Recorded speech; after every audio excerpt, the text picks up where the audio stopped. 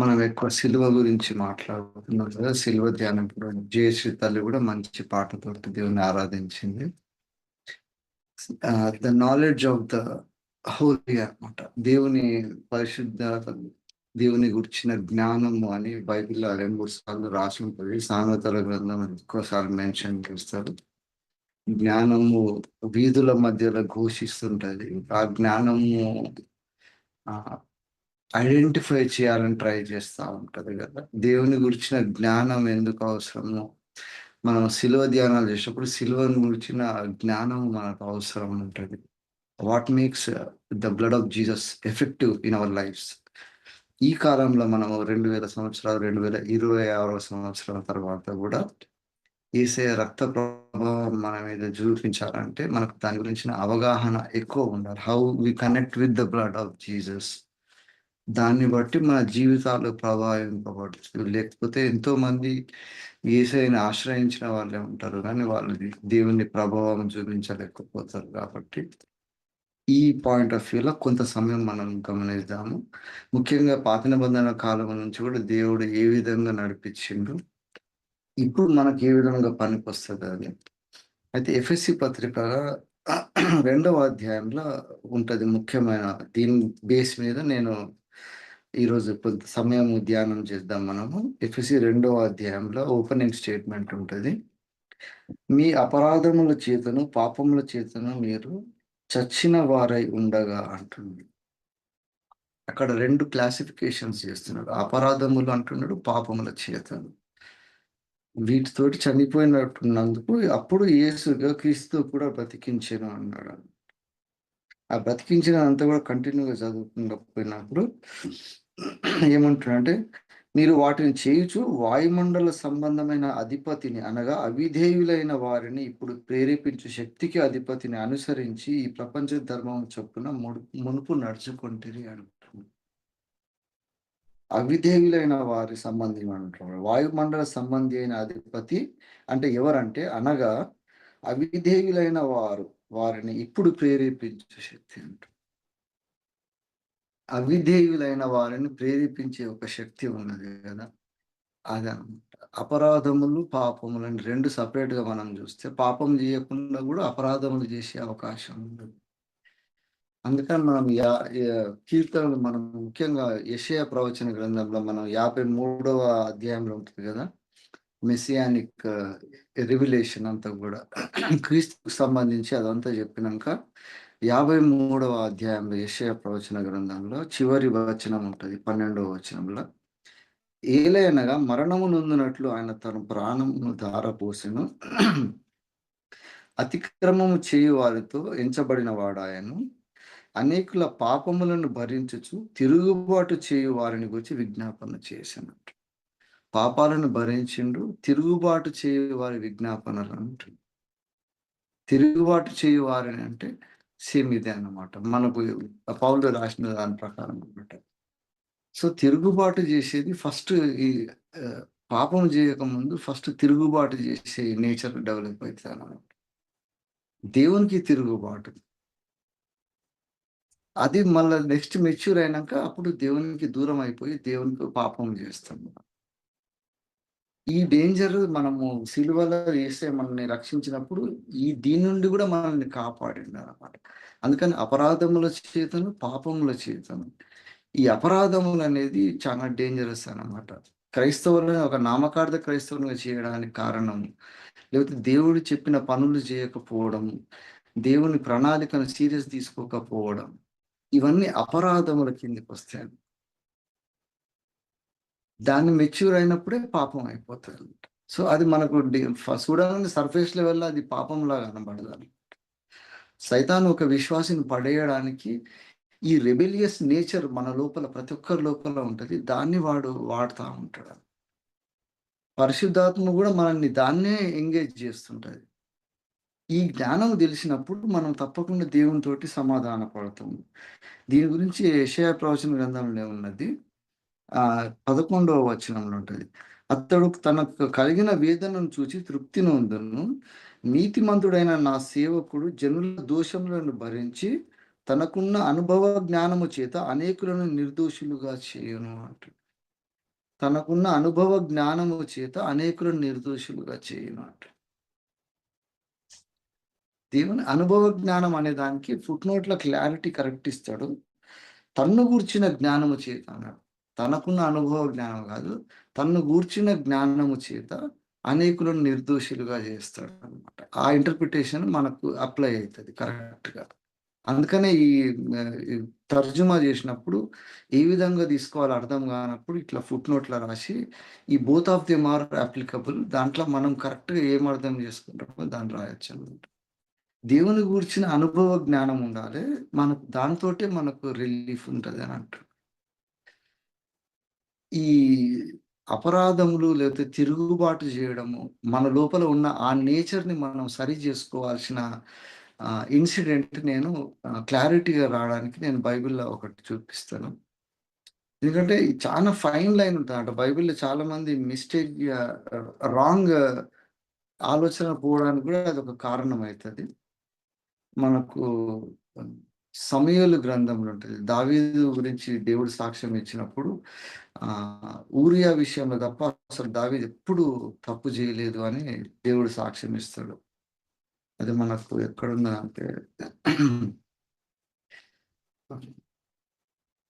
రాణికర్షణ ఉంటారు.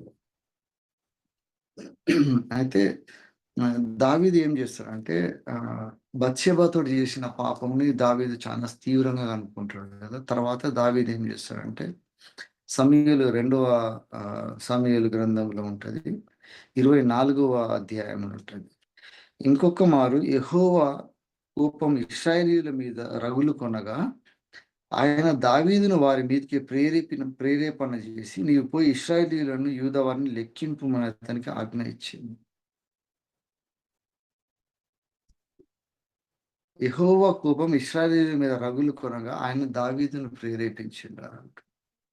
మళ్ళా సేమ్ దీని గురించే రాసుకుంటూ ఆహ్,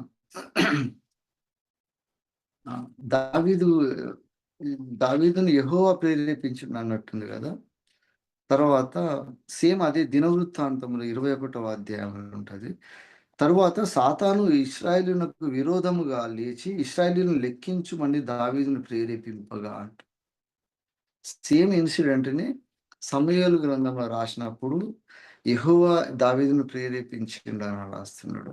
అదే దినవృత్తాంతంలో మొదటి దినవృత్తాంతం 21వ అధ్యాయంలో వచ్చేవరకే తర్వాత సాతాను ఇశ్రాయేలీయునకు విరోధముగా లేచి ఇశ్రాయేలీయులను లెక్కించుటకు దావీదును ప్రేరేపించగా. మనకొచ్చే ప్రేరేపణలు సైతాన్ నుంచి వస్తున్నాయా? దేవుని నుంచి వస్తున్నాయా? అనే కాంట్రోవర్సీ‌ల బైబిల్‌లో ఇది వన్ ఆఫ్ ద కాంప్లెక్సిటీస్ అన్నమాట. బైబిల్‌లో 2 అదే రాసింది. అదే ఇన్సిడెంట్. దావీదు అసలు పాపమే జేయలేదు అంటాడు. దావీదు ఊరియా విషయంలో తప్ప అసలు పాపమే జేయలేదన్నాడు. ఇది మాత్రం దావీదు జేసిండు. ఏం పాపం జేసిండంటే ఏదో పోయి ఫిజికల్‌గా అక్రమం జేసిండు గాదు. దేవునికి వ్యతిరేకంగా పోయి ఒక బయలు ప్రవక్తలను వాళ్ళని అడిగిండు. అట్లా గాదు. దావీదు ఏం జేసిండంటే దేవుని మీద డిపెండ్ గావద్దు అని నా శక్తి ఎంతుంది? నా పరపతి ఎంతుంది? నా సైన్యం ఎంతుంది? లెక్కబెట్టాలని అదనమాట తిరుగుబాటు. దేవుని మీద డిపెండ్ గాకుండా apart from God I can do something అనే ఆలోచన విధానం డెవలప్ చేసుకుంటాడు. దేవునికి ఇశ్రాయేలీయుల మీద కోపం కలిగినప్పుడు దావీదుకొచ్చిన ప్రేరేపణ. అయితే సమూయేలు గ్రంథంనేమో దేవుడు ప్రేరేపించిండు అంటున్నాడు. దినవృత్తాంతంలో మొదటి దినవృత్తాంతం 21లోనేమో సైతాను దావీదుని ప్రేరేపించిండు అంట. దీంట్లో ఏది కరెక్ట్ అని చూసినప్పుడు మనకు అర్థం చేసుకుని అక్కడే మనకు తెలుస్తదనమాట. ఆ రిబెలియస్ నేచర్ ఉన్నప్పుడు దేవుడు the evil of this world ఈ లోకాచారం ఉన్న దానికి అవిధేయుల శక్తుల మీదని ఇప్పుడు ఎఫెసీయుల పౌలు రాసినట్టు ఆ శక్తులను దేవుడు వదిలేస్తాడన్నమాట. వాటికి మనల్ని సబ్జెక్ట్ చేస్తాడు. దేవుడు మనల్ని ప్రొటెక్ట్ చేస్తుంటాడు గదా! చేసుకుంటా ఆయన ఆయన కవచంలాగా మనకున్నప్పుడు, కేడెంలాగా మనకుంటాడు దేవుడు. మన నేచర్ చూసినప్పుడు దేవునికి ఇష్టం గానప్పుడు, మనం అపరాధములు చేస్తుంటాం. దేవుడిని చులకన చేస్తున్నప్పుడు దేవుడు సైడ్‌కొచ్చేస్తాడు. అప్పుడు సైతాను అటాక్ అయితది మనకి. అందుకని మనం ప్రార్థన చేసినప్పుడు మన శోధనల నుండి, దుష్టుని నుండి కాపాడమని మన ప్రభువు నేర్పిన ప్రార్థన చేసినప్పుడు అది అంటాడు. మమ్మ శోధన నుండి తీక దుష్టుని నుండి కాపాడము అని ప్రార్థన చేస్తాం. అంటే వాని శోధనలు దేవుడు అలో చేస్తుండంటే మనం రాంగ్ అయిపోతాం. ఆ నేచర్ వచ్చినప్పుడల్లా మనం దేవునికి సరెండర్ కావాలంట. అపరాధములు చేసే నేచర్ మన లోపల ఉన్నది కదా! రిబెలియస్ నేచర్, తిరుగుబాటు చేసే ఒక తరం ఉన్నది గదా! ఆ శక్తుల మీద గూడా దేవుడు మనకు శిలువ రక్తంతోటి జయం ఇచ్చిండు. అది కంప్లీట్ సరెండర్ గావాలి దేవునికి. అట్లా కాడానికి యేసయ్య శిలువ మీద చనిపోయిండని 53వ యెషయా ప్రవచన గ్రంథంలో చెప్తుంది. అందుకనే మనం అపరాధములున్నాయి, పాపములున్నాయి. అపరాధములు జేసినప్పుడు మనం చాలా సీరియస్ తీసుకోవాలన్నమాట. దావీదు గూడా అక్కడికొచ్చినప్పుడు దావీదు పశ్చాత్తాపపడి అంటాడు చూడండి. దావీదు ఎందుకు దేవుడు దావీదు చేసిన ఆ పాపాన్ని లెక్కబెట్టలేదంటే 2 సమూయేలు చివరి అధ్యాయంలో ఉంటది చూడండి.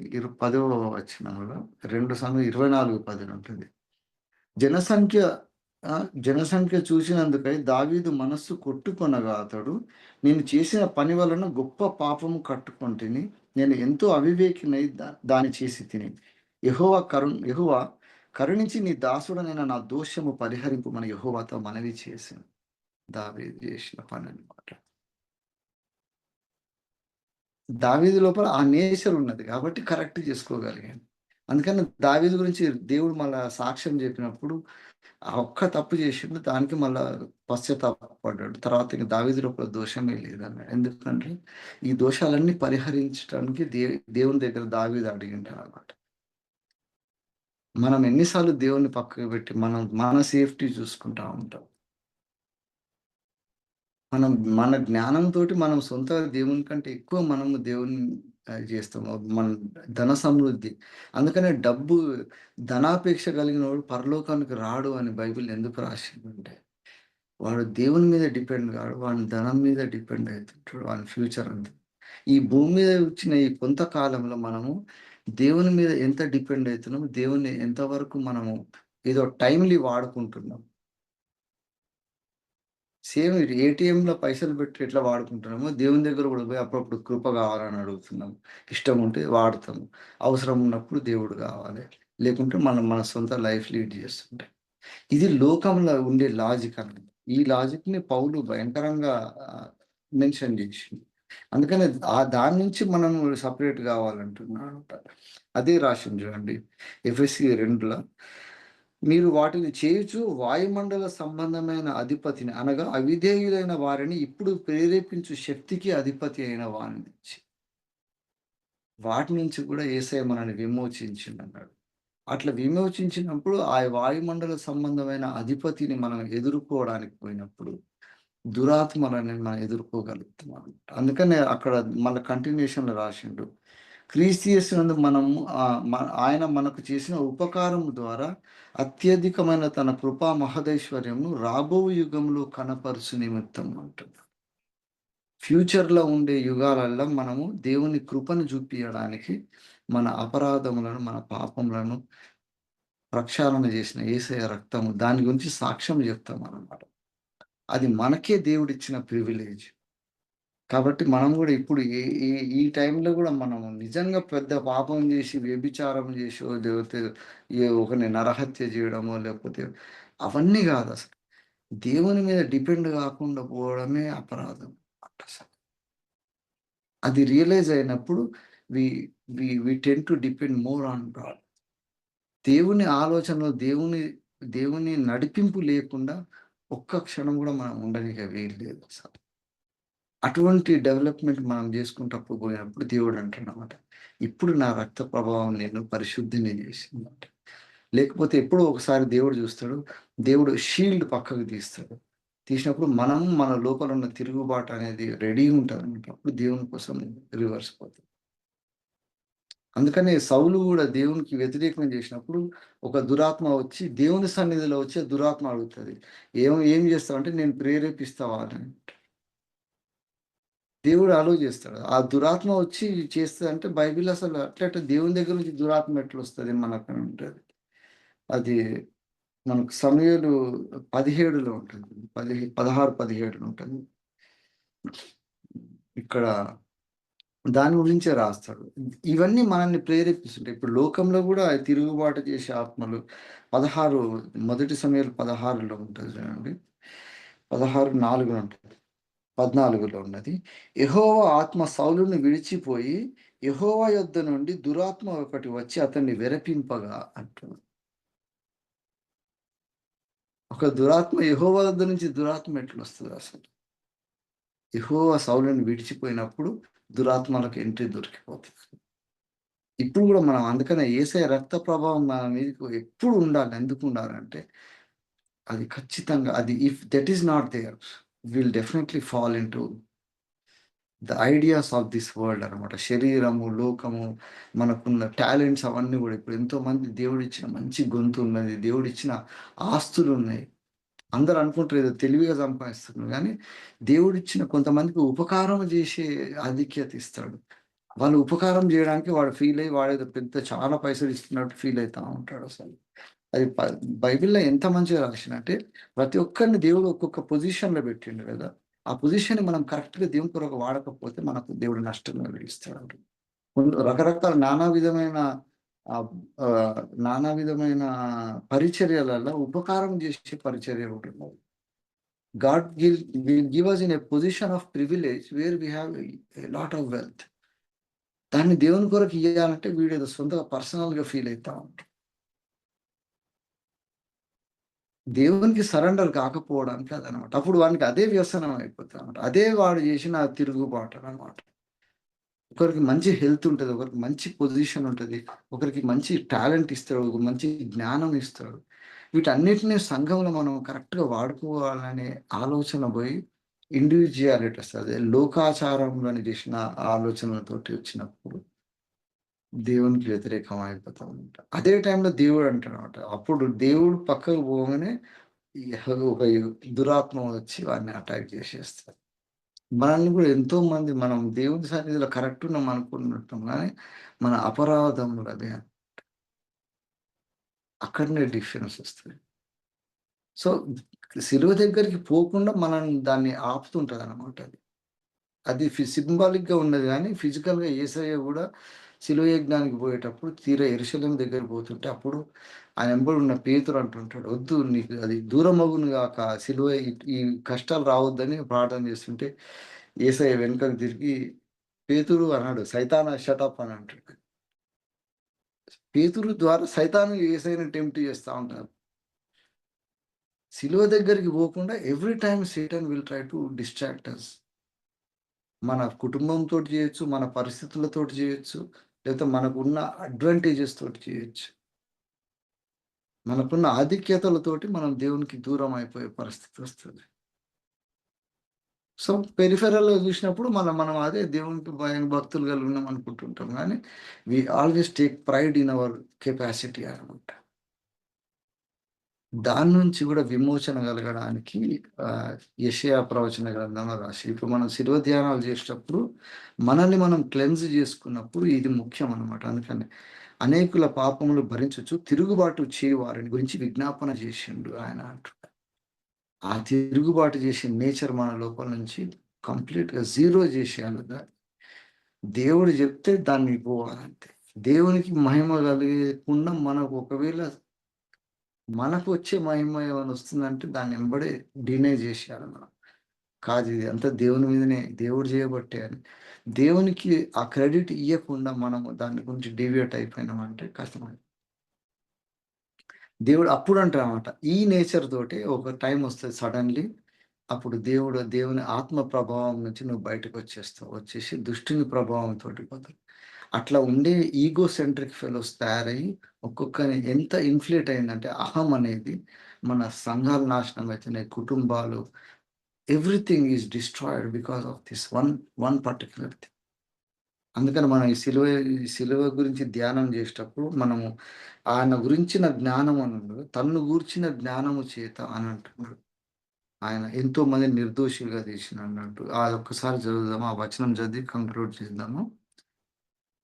ఆయన తనకు కలిగిన వేదనను చూచి తృప్తి నొందును. నీతిమంతుడైన నా సేవకుడు జనుల దోషమును భరించి తనకున్న అనుభవ జ్ఞానము చేత అంటే తన్ను గూర్చిన జ్ఞానము చేత అనేకులను నిర్దోషులుగా చేయడం. మన దోషములు భరించిండనమాట. పాపములు, దోషములు 2 సెపరేట్‌గా మనం ఐడెంటిఫై చేసినప్పుడు మనం ఏం పాపం చేస్తేనేమో, ఏం అతిక్రమం చేస్తేనేమో 10 ఆజ్ఞలున్నాయి అన్నీ పాటిస్తున్నాం అనుకుంటున్నాం గానీ, దాంట్లో ఫస్ట్ ఆజ్ఞనే మనం లైట్ తీసుకుంటున్నాం. మనము దేవుడైన యెహోవాను తప్ప వేరే ఎవ్వరిని సేవించొద్దంటే, మనమే ఒక విగ్రహం పెట్టుకున్నాం. ఆ విగ్రహమే గంధం పాలంటాడు. గంధం పాలంటే ఏమనుకుంటున్నావు? నేనంటే ఏందిరా అని ఇట్లా మాట్లాడతారు చూడు. అదే విగ్రహం.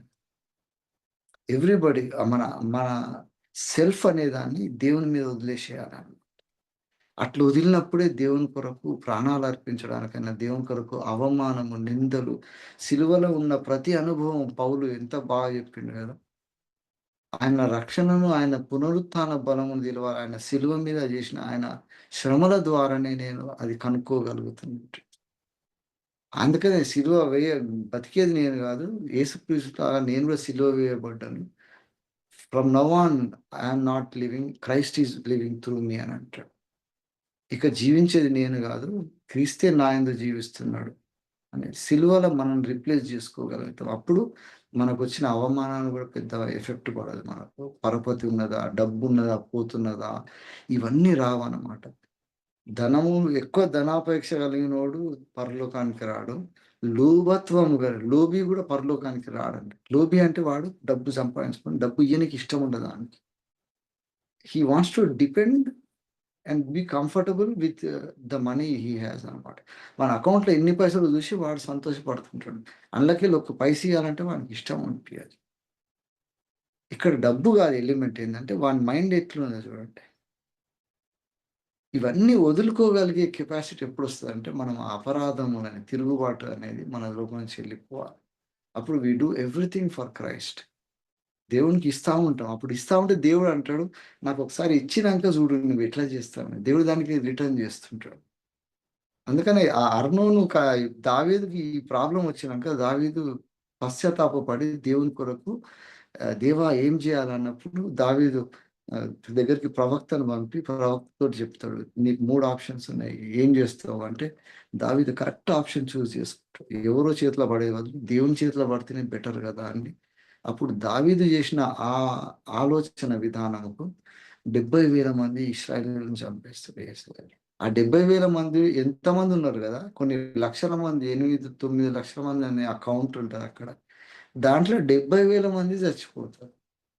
సో, దేవుడు ఒకవేళ చాయిస్ ఉన్నప్పుడు దావీదు ద్వారా ఈ పాపం జరిగింది గదా! లెక్కబెట్టినప్పుడు, అప్పుడు చనిపోయిన 70,000 మంది దేవుడు గ్యారంటీ చూజ్ చేసుకుంటాడు. మొత్తం ఒక 8,00,000 మందిలో 70,000 మందిని చంపాలి. ఎవరిని చంపాలని దేవుని చాయిస్ ఉన్నప్పుడు, అక్కడ గూడా దేవుడు అవిధేయులైనోళ్ళు ఎవరెవరో చూస్తాడు. వాళ్ళని పట్టుకొని చేసేస్తాడు. ఇన్నోసెంట్‌లని దేవుడు చంపడు గదా అసలు. అందుకని మనం ఎవ్రీ టైమ్ అవిధేయత అనేది మన లోపల నుంచి దేవుని పక్షాన వచ్చిందంటే, మనం దేవునికి విధేయులం గావాల్సిందే. సో, దేవునికి విధేయత చూపియకపోతే ఖచ్చితంగా మనము some point of time we will trip అన్నమాట. దేవుని నుండి దూరం అయిపోతాం. దేవునికి వ్యతిరేకమైన పనులు చేస్తుంటాం. దేవుడు చేయమన్న పనులు చేయడానికి ఆసక్తి చూపియం. అసలు మనకు రోషం కలగదు. దేవుని పట్ల మనం దేవుని దేవుని ప్రతినిధుల్లాగా ఉండడానికి ఇంట్రెస్ట్ ఉండదప్పుడు. ఎందుకంటే మనం పర్సనాలిటీ, మన క్యారెక్టర్, మన రెప్యుటేషన్, సొసైటీలో ఇవన్నీ అడ్డం వచ్చేస్తాయి. అదే తిరుగుబాటు. అందుకని సరెండర్ కంప్లీట్‌గా దేవునికి కాకుండా సైతాను మనల్ని దూరం జేయడానికి మనం పాపం జేస్తున్నట్టు కనపడంగానే దేవుని కొరకు పనులు చేయలేకుండా తయారవుతాం. ఒక ఊచ చేయగల ఎట్లుంటాడు వాడిని యేసయ్య ముట్టుకొని వాని చేతులు సక్కగా చేసినట్టు. సంఘంలో అందరం గూడా మనం spiritually we are becoming handicapped, spiritually useless. Because we are not effectively working towards that. దేవుని కొరకు పని చేయని చెయ్యి ఊచ చెయ్యి కిందకే సమానం. ఇట్లా పారలైజ్ చేసుకుంటా సంఘము దేవునికి సాక్ష్యము చెప్పకుండా సైతాను చేసే స్కీమ్‌లల్ల అవిధేయత అనేది ఒకటి వాడుకుంటున్నాడు. అందుకని ఇప్పుడు మనం సిలువ ముందు వచ్చినప్పుడు మన అవిధేయతను బట్టి కూడా దేవుడికి కలగాల్సిన మహిమ కలుగుతలేదని మనల్ని మనం సరి చేసుకున్నప్పుడు దేవుడు ఆయన కృప చేత మనల్ని చాలా పవర్‌ఫుల్‌గా వాడుకుంటాడన్నమాట. అప్పుడు మనం చేసే ప్రతి చిన్న పనితోటి దేవునికి చాలా మహిమ కలుగుతదనమాట. అందుకని బైబిల్‌లో ఎన్నో రాసి చూపించింది. చిన్న చిన్న యాక్టివిటీసే గాని దేవుని పక్షాన చేసినప్పుడు దేవుడు మాగ్నిఫైడ్ గ్లోరీ దేవునికి కలిగింది. అట్లా ఈ తరంలో మన ద్వారా కూడా దేవుడు ఏమేం చేయాలనుకుంటుండో వాటన్నిటికి మనం ఎక్కడెక్కడ తిరుగుబాటు చేస్తున్నాం అవన్నీ మనం పర్సనల్‌గా మనం ఈ లెంట్ డేస్ అంటే ఉత్తగానే కాదు కదా! ఉపవాసం ఉండాలంటే ఫుడ్ బంద్ చేసుకుంటే కాదు అసలు. ఉపవాసం అనే మీనింగే అదనమాట. వాసము, నివాసం అంటే ద ప్లేస్, డ్వెల్లింగ్ ప్లేస్ అంటారు కదా! దాని దగ్గరికి పోవడం. అదే ఉపగ్రహం అంటే మన గ్రహానికి దగ్గర ఉన్నదాన్ని ఉపగ్రహం అంటారు. చంద్రుడిని మనం ఉపగ్రహం అని ఎందుకు అంటామంటే భూమికి దగ్గర ఉన్న నియరెస్ట్ ప్లానెట్ అదే కాబట్టి అంటాం. సాటిలైట్ లాగుంటాయి. మనము గూడా దేవుని చుట్టూ తిరుగుతా ఉండాలి మన ఆలోచనలన్నీ. అదే ఉపవాసం. అది నిజంగా మనం థింక్ చేస్తా ఉండాలి. Then we will try to దేవుడే అప్పుడు ఆత్మతోటి మనతోటి మాట్లాడతాడు. ఇక్కడంతా నువ్వు డీవియేట్ అయితున్నావురా అని సరి చేసుకున్నప్పుడు, ఆ రక్త ప్రభావం మన మీద అప్పుడు పనిచేస్తది. అట్లా పవిత్రులని చేస్తది యేసయ్య రక్తం. కానీ ఊకనే పోయి మనం ఏదో వాడు హిందువులు చేసినట్టు, లేకపోతే వేరే ఎక్కడ చేసినట్టు మనం వాడము. కొబ్బరికాయ కొట్టి ఒక తింటాడు. తర్వాత తీర్థం తాగుతాడు. సేమ్ అట్లా మనం కూడా చర్చ్‌కి రాగానే ఇంత బ్రెడ్ ముక్క ఇస్తాడు. ఇంత తాగేసి మనం కూడా మంచిగా అయిపోయిందంతా అని అక్కడ మనం సింబాలిక్‌గానే చేయడం కాకుండా మైండ్ యూజ్ చేయకపోతే, ఆయన గూర్చిన జ్ఞానముతోటి మనం శిలువ రక్తానికి ప్రభావం చూడగలుగుతాం కాబట్టి, ఈ సీజన్‌లో let us kneel down in our hearts and let us bow down to God and let us be obedient to God. దేవునికి విధేయులైనప్పుడు ఆ ప్రేరేపణ దేవుని ఆత్మ మన లోపల తగలంగానే పనిచేస్తది. లేకపోతే సౌలు దగ్గర దేవుని ఆత్మ పోయినంక దురాత్మ ఒకటొచ్చి అటాక్ చేసినట్టు మనం అనుకుంటాం మంచిగున్నాం గానీ, ఎప్పుడో దేవుని ఆత్మ పోతది. దురాత్మతోటి పని చేస్తా ఉంటాం. మనకు తెలవకుండానే దేవునికి వ్యతిరేకంగా బ్రతుక్కుంటాం. మనం మాత్రం మంచిగున్నాం అనుకుంటాం. సడెన్‌గా అప్పుడు యేసయ్య దిగొస్తాడు. వచ్చినప్పుడు చూస్తే ఆయన రాజ్యంలోకి పోతున్నాం మనం అనుకుంటే ఎక్కడనో పోయి ఉంటాం. అక్కడ ఏడుపు ఉంటదనమాట. అదే ఏడ్చేటోళ్ళు. పండ్లు కొరికేటోళ్ళు కాదు. ఏడ్చేటోళ్ళందరూ గూడా దేవుడు మంచిగా రక్షించుండు, పరలోకంలో గ్యారంటీ ఉందని అనుకునేటోడు సడెన్‌గా నరకంలో ఉంటాడు. అప్పుడు వానికి ఏడుపొస్తది. అయ్యో! ఏమైంది నా బతుకు ఇట్లయిపోయింది. దేవునికి విరోధంగా ఉన్నోడు పండ్లు కొరుకుతుంటాడు. విధేయుడని ఆయన అనుకుంటే దేవునికి వ్యతిరేకంగా బతికేటోళ్ళు నిత్య నాశనంలో ఏడుస్తా ఉంటారు. All the time you are wailing because అరే! నా రక్షకుని దగ్గర నేను ఉండలేకపోతున్నా గదా! అనేసి. ఇదే chance. Let us be obedient to God. Let us not sin and at the same time let us be totally surrendering to God's mercy అన్నమాట. దేవుని ఆలోచన బట్టి దేవునికి మహిమ కలుగును గాక. థాంక్ యూ పాస్టర్ గారు.